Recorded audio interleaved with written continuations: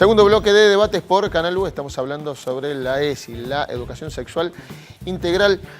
Hace poco se difundió un audio. Además de audio, vamos a escuchar ahora la entrevista que le realizaba un colega de Radio Mitre al pastor Carlos Velard. ¿Quién es Carlos Velard? Es integrante del Consejo Pastoral de Córdoba, fundador del Ministerio Cita con la Vida. Se difundió mucho esto justamente en el momento de este debate, cuando se discutía este dictamen de diputados. Vamos a repasar lo que decía y lo charlamos aquí. A mis hermanos de la Fraternidad de Consejo de Pastores de la República Argentina, les habla su amigo y seguidor el pastor Carlos Velard. Estamos terminando la reunión de pastores aquí del Consejo Pastoral de Córdoba y se decidió por unanimidad empapelar Córdoba con carteles con "mis hijos, no te metas", en colectivo, en todas las cartelerías fijas, y volantear en los colegios, en los domicilios, advirtiendo sobre el ESI, esta perversión que hacen de una ley del año 2006.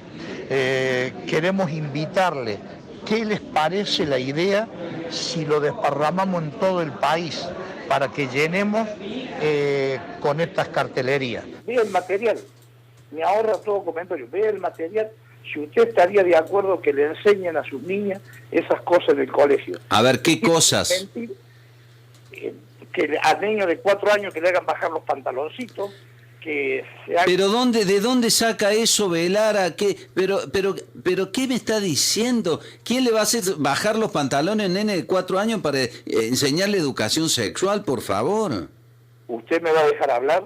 Yo lo voy a dejar hablar, pero no ponga, no diga cosas que no son. No somos arcaicos. Si nos quieren denigrar de esa forma, nos ofende. No me ofende. Pero ¿quién le dijo que esté en contra? Pero si sacan unos eslogan con "mis hijos, no te metas".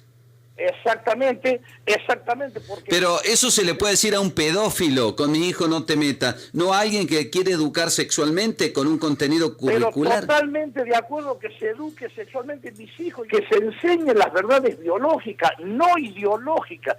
Señor Martínez, esa es otra postura. Verdades biológicas, no ideológicas. Fuerte lo que acabamos de escuchar. Sí. No sé, digamos. A ver, pero hay muchos sectores que sostienen... Esta última partecita, ¿la escucharon bien? Que decía verdades biológicas, no ideológicas, donde habla, por lo menos lo venimos charlando en este primer bloque, de muchas cosas más que enseñar lo biológico.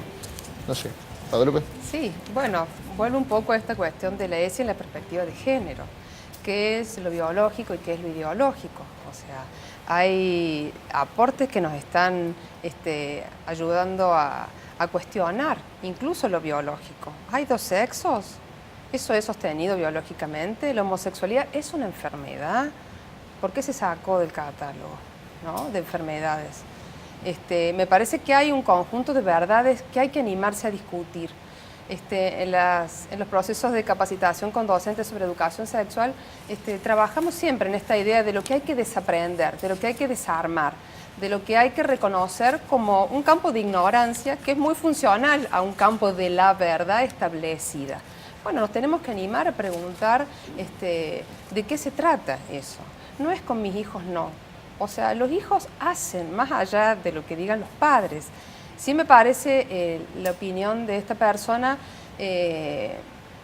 muy chocante, porque sí entiendo que las instituciones, le hace el Estado, los ministerios, la Iglesia, tienen responsabilidades particulares. Cuando yo me quedaba en el otro bloque diciendo, bueno, está bien este plano de pensar las escuelas y las propuestas de enseñanza, pero no podemos quitarle el ojo, ¿no? No podemos quitarle responsabilidades a quienes ocupan cargos importantes en la función pública, no podemos quitarle peso a lo que diga el Estado o la Iglesia como institución sobre la educación sexual integral.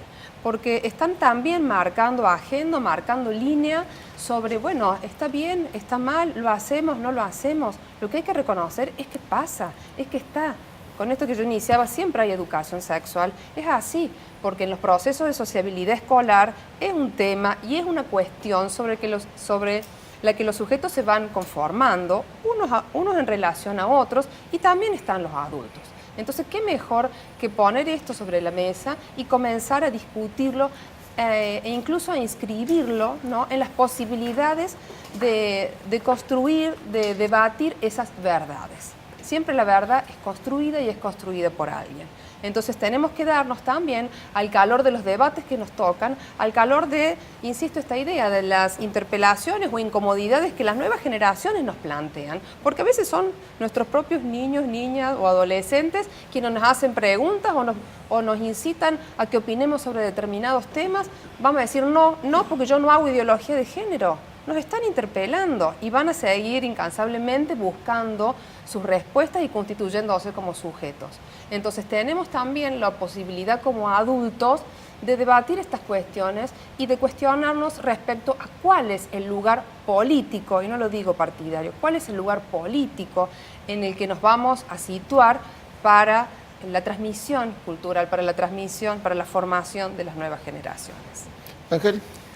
Yo creo que corremos el riesgo de, frente a un debate tan serio, tan profundo, quedarnos con las apariencias, con los fuegos artificiales y no entrar en el centro. Yo te decía, cuando se propone reformar la ley, me pregunto si es la mejor forma de atender al problema en algo que estamos reformando algunos artículos de una ley que ya existe y no preguntarnos por qué la ley no se implementó y cómo podemos hacer para no repetir ese error. Cuando escucho estas declaraciones, tengo la misma sensación. Cuando escucho esa discusión, veo que hay cosas que centran la atención sobre el ejemplo que da el pastor, que sinceramente no me parece un buen ejemplo porque crea alarma, no me consta que en ninguna escuela haya sucedido semejante cosa, crea temores y nos quita de lo central de la discusión sobre la educación sexual. Yo creo que aquí lo que está en el fondo es algo que dijo Candela hace rato, cuál es el rol del Estado y cuál es el rol de los padres en este tema. Y es una cuestión sumamente compleja para analizar. El proyecto de reforma de la ley lo que hace es eliminar el artículo 5 de la ley anterior, Claro. que recoge específicamente que la educación que reciben los niños tiene que respetar las convicciones filosóficas y religiosas de los papás y tiene que tener esa perspectiva. Ese texto, Y de las instituciones también. Y de las instituciones. Y habla de las Sí, instituciones. sí, claro, porque los papás eligen determinadas instituciones que pueden tener determinadas perspectivas. Pero les deja libertad a las instituciones para aplicarlo, ¿no? Para darle su propia perspectiva. Sí, dice adecuar. No dice para no, dice para adecuar, no para el no. contexto sociocultural y el ideario institucional. Ni siquiera habla de, digamos, adecuarlo al ideario religioso, sino dice el ideario institucional. Que en Argentina los idearios Sí. institucionales tienen idearios religiosos Sí. porque la mayor parte de las escuelas de gestión privada son confesionales y tienen idearios religiosos, con lo cual cuando Ahora, hablamos de diarios... Ese articulito, podríamos decirlo, Artículo no 5. lo voy a llamar trampita, digamos, pero digamos, ha dejado que muchos lo usen como una trampa para no aplicarla. O para... No ¿No creo que coincide? no considero que sea una trampa porque ¿cuál es el origen de ese artículo? En la Convención de Derechos Humanos, en el artículo 26, dice que los padres tienen derecho a elegir el tipo de educación que reciben sus hijos.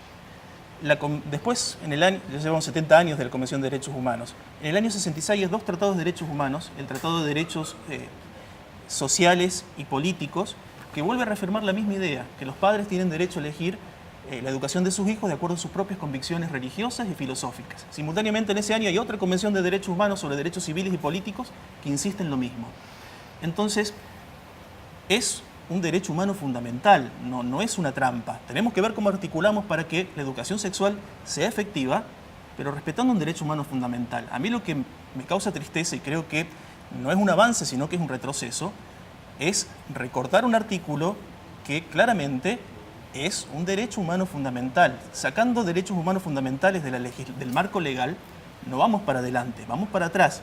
Entonces, la educación sexual tiene que ser efectiva, pero garantizando los derechos humanos de las personas, incluyendo el derecho de los padres. Yo me pregunto lo siguiente, porque creo, insisto, yo coincido en gran parte de las cosas que dijo Guadalupe respecto de la necesidad de privilegiar la dignidad de la persona y la felicidad de cada uno. Con lo cual siento que a veces estos debates crean divisiones donde en realidad no las hay. Con el aborto creo que pasó lo mismo. Hubo personas muy bien intencionadas buscando la justicia de acuerdo a su interpretación de la realidad de un lado y del otro. En este caso creo que puede pasar también en muchos casos lo mismo. Y la discusión acá yo creo que es, ¿qué es más democrático? Una organización de la educación sexual donde la primacía la tenga el Estado o donde la primacía la tengan las familias. Porque yo me pregunto lo siguiente. Miremos el contexto donde vivimos. Del otro lado de la frontera, en Brasil, quien marcha primero en las elecciones presidenciales dentro de 2 meses es una persona que claramente tiene posiciones homofóbicas. Exacto.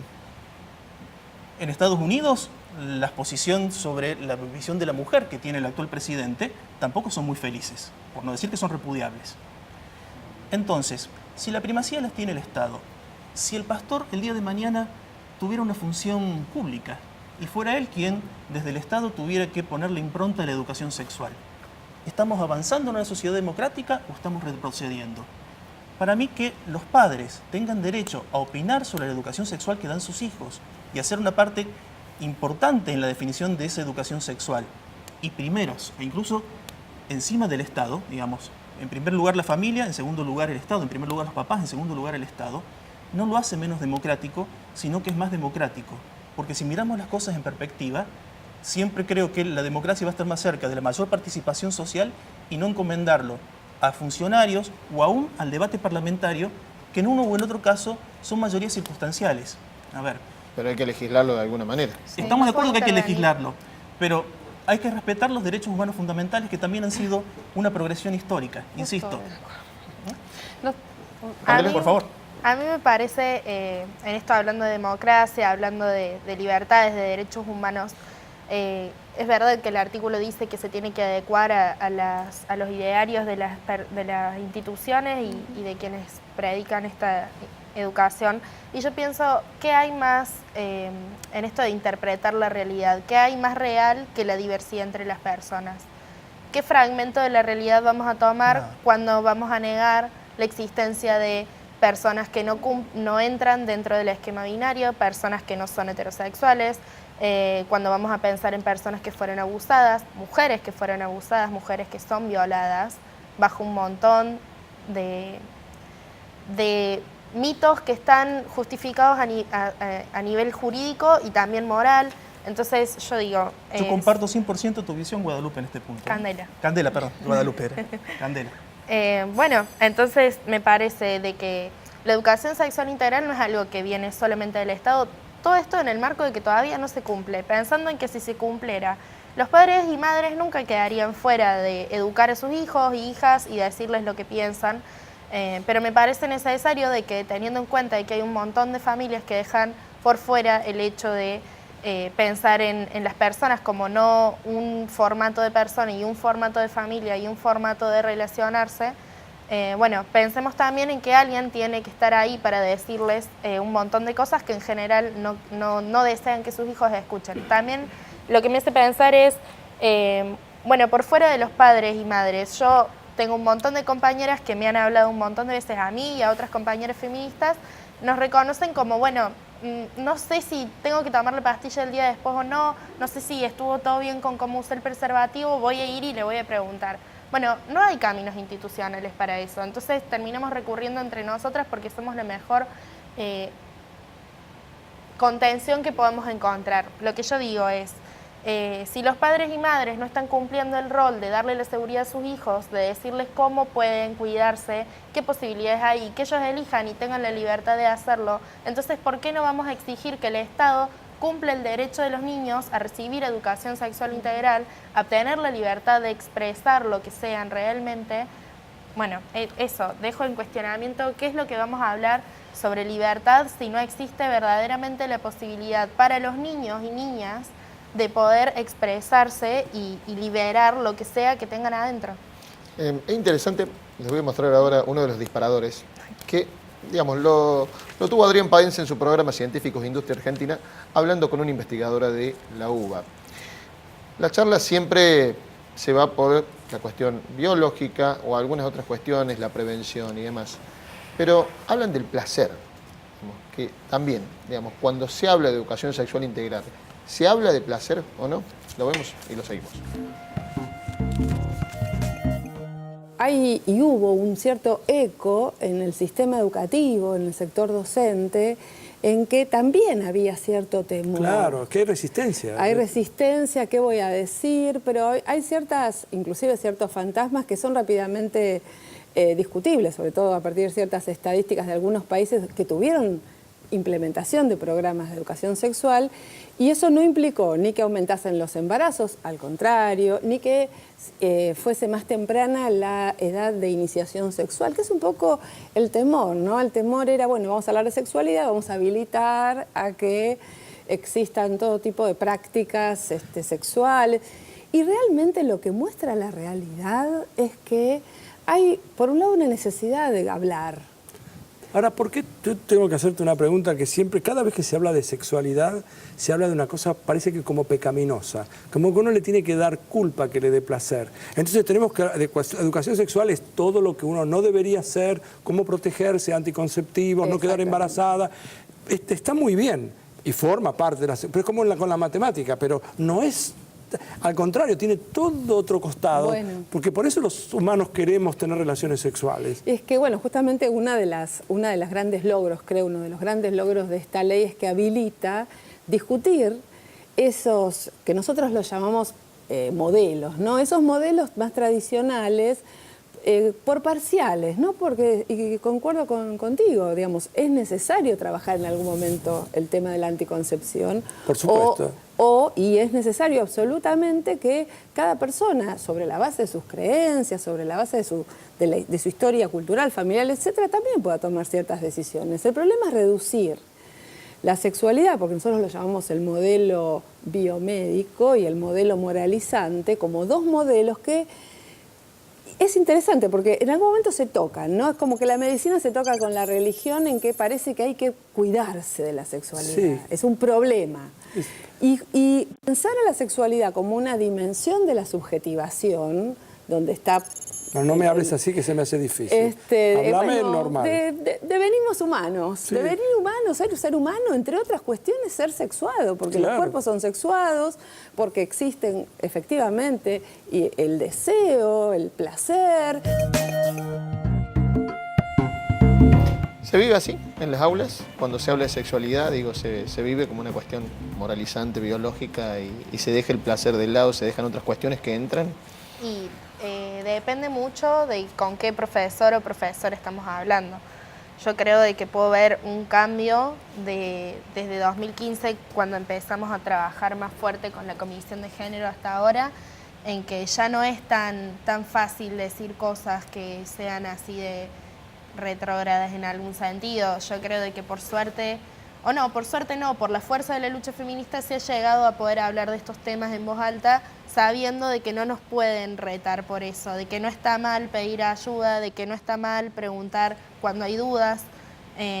A mí me parece que está bueno que se den estas cosas, que se den estos espacios, de que es necesario y de que es responder a inquietudes y dudas que surgen de los propios chicos y chicas. Entonces no hay que negarlo, no hay que fingir que no existen o que en realidad eso hay que guardarlo para cuando sean grandes, porque si no empezamos desde cuando son pequeños y pequeñas y tienen la posibilidad de desarrollarse de manera integral y consciente y tomar decisiones responsables, entonces ¿en qué momento? Después nos quejamos de los embarazos no deseados, cuando nunca tuvieron la oportunidad de aprender cuándo y cuándo no tomar anticonceptivos. Digo, nada, me parece que hay que aprender de que el placer no es algo que esté mal, de que hay que aprender de que el consentimiento es lo que nos permite definir cuándo están bien que se den cosas en el cuerpo de un niño o niña, cuándo no. Yo creo de que hay muchos sectores que tienen miedo de que los niños y niñas puedan aprender a decir cuándo se sienten cómodos o no con cosas que pasan en sus cuerpos. Bueno, eso, me parece que está bien instalar la discusión del placer y que es necesaria y que ha sido postergada durante un montón de tiempo bajo un montón de prejuicios, sobre todo sobre las mujeres.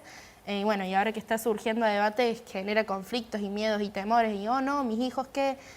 Bueno, hay un montón, a ver, yo siempre digo, cuando me surgen me dicen como no, pero si a mis hijos le hablan de sexualidad y les hablan de género, van a ser gays, o mi hija va a ser torta o bisexual o va a ser trans. No, bueno, vivimos en una sociedad patriarcal y machista y cis heteronormada y aún así hay un montón de personas LGBT. Entonces, el hecho de que hablemos de una cosa no hace que, de un concepto, de un montón de teorías, no hace que sea más propensa a algo la persona. Simplemente le estamos diciendo, bueno, no te voy a juzgar por eso, voy a sacar el prejuicio que hay instalado y voy a desinstalarlo y darte la oportunidad de que puedas crecer con eso sin sentir culpa y vergüenza. Guadalupe. Sí, coincido. Me quedé pensando en esta relación entre el Estado y la familia y yo creo que es un campo de conflicto permanente y de disputas. O sea, si uno recorre la historia de la educación, hubo siempre una disputa y el Estado fue tomando a su cargo distintos aspectos que teóricamente eran de la familia o que quedaban en el orden de lo doméstico e incluso vinculados a la iglesia o a la vida en comunidad, ¿no? Y entre esas cosas me parece que, bueno, que esta ley de educación sexual integral y la posibilidad de brindar educación sexual integral lleva también a cuestionarle a los sectores católicos, ¿no? Retrógrados, porque no todos son iguales tampoco, no quisiera meter a todos en la misma bolsa, justamente estas cuestiones, ¿no? O sea, tal vez no, me consta por los trabajos que he realizado que en muchos casos, yo he trabajado sobre todo con adolescentes y jóvenes, la escuela ha sido un espacio de posibilidad para expresar, ¿no?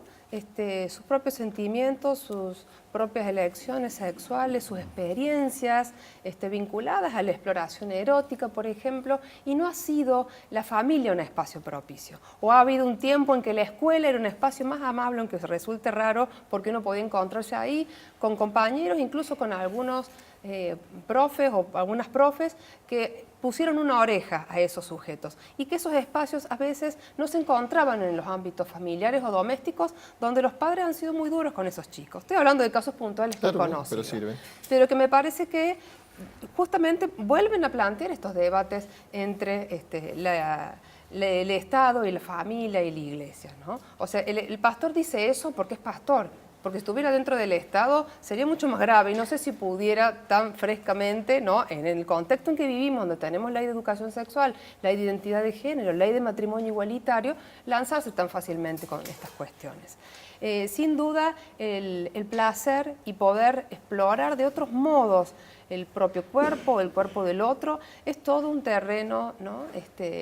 Fértil, me parece, que es un terreno también problemático porque implica por parte de los docentes de construir el modo en que como adultos o como adultas hemos sido socializados y hemos sido criados, ¿no? Entonces nosotros también tenemos fuertemente formateado, ¿no? En algunos casos esa cuestión del miedo, del temor al placer y vuelvo, ¿no? Muchas veces me parece que los niños, niñas o jóvenes están viviendo con otras libertades, con otras licencias, por suerte, esos procesos de exploración y de construcción de sus subjetividades o sus procesos de subjetivación, como decía Graciela Morgade, con otras libertades, ¿no? Que no los hacen más peligrosos ni están corriendo más o menos riesgo. Al contrario, están pudiendo vivir, me parece, de otros modos, tal vez más sanos de lo que hemos tenido nosotros, con lo que nosotros hemos sido socializados, el campo de la sexualidad, ¿no?